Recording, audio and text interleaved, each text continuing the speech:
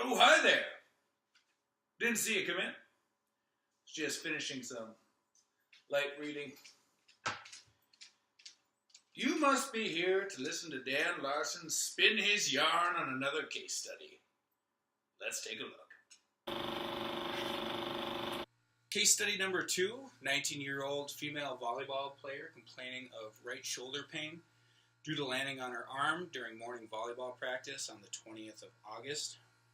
Patient landed with arm horizontally adducted and internally rotated. Pain is located to and isolated to the posterior shoulder. Overhead hitting aggravates symptoms and the follow-through causes the most pain. Patient has history of chronic shoulder injuries bilaterally. Patient states that this happens every year and usually gets better as the season goes on and has been self-adhering to a shoulder rehab program. Upon inspection, there is no obvious deformity, ecchymosis, or edema. There is tenderness with palpation at the AC joint, infraspinatus, teres major, and teres minor. Both AC joints were equal in level bilaterally, and the scapular motion was equal bilaterally. There was no radiculopathies present into the C-spine. Arm, wrist, or hand sensations were normal. Active range of motion was equal bilaterally, but patient was apprehensive with right shoulder abduction. Passive range of motion was within normal limits again, but patient was apprehensive with right shoulder horizontal adduction.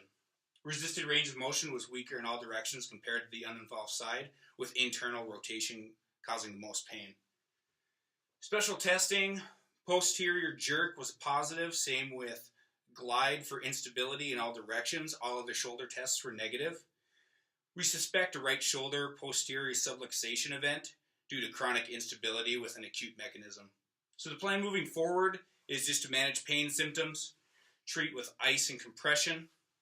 We offered the patient a Sully brace or ACE wrap for support during practice and games. Patient opted for a Sully brace, so we fitted and instructed the patient to wear it at all times during sport.